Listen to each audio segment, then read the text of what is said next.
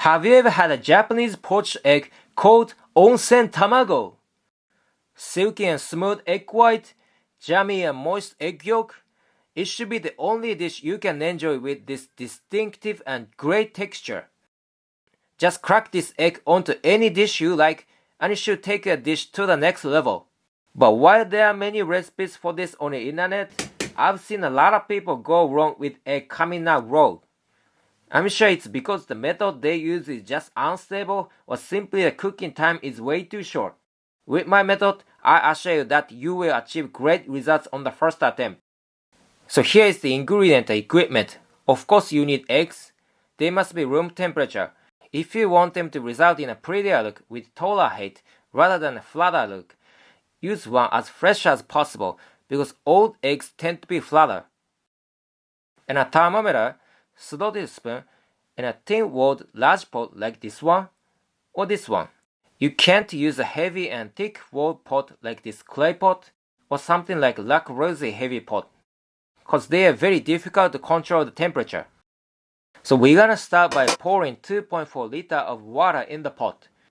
Have as hot tap water as possible so that you can reduce the time to heat up on the stove. And then heat up over high heat until it reaches 68 C. Onsen Tamago is made by cooking in hot water with a temperature of somewhere between 65 and 70 C. So I always aim for 68 C. Once it hits 68, turn off the heat, place the egg on the bottom carefully with a slotted spoon. To prevent them from cracking, we are using room temperature egg. Cover with a lid, leave for 20 minutes. This is the first run. Once 20 minutes have passed, take the lid off. Now the temperature has dropped to 58. So we're gonna raise the temperature back to 68 by heating over high heat. Once it hits 68, immediately turn off the heat and put the lid on. As long as you use a tin wall pot, the temperature won't rise after you turn off the heat. But if it was a heavy pot, it could keep rising by as much as 3 to 7 C, which is fatal and we don't want. And now we are in the second round and wait for another 20 minutes just like the first round. After 20 minutes, take the lid off. And now, if you prefer a creamier egg yolk rather than a jammy one, you can finish cooking at this point. I take 2 eggs out for comparison at the end. So now, turn on the heat once again, and you know the drill. Raise the temperature 68 C, get the lid on, leave for another 20 minutes. We are in the third round of cooking, which is the final one. After 20 minutes, take the lid off. So we poached those eggs for 60 minutes in total. We're gonna take the eggs out and then allow them to rest for 20 minutes before putting it in the fridge. You can eat them warm if you're too hungry, but it basically tastes better when chilled, and you get served with a cold one in restaurants as well. So this is easy to make, but not a quick meal, so it's supposed to be prepared beforehand. Those eggs can be stored in the fridge for up to 3 days. Cooked eggs don't last for long unlike raw eggs, because cooked eggs have lost antibacterial substances. So now take them out of the fridge and crack it on your favorite meal. Let's try it out.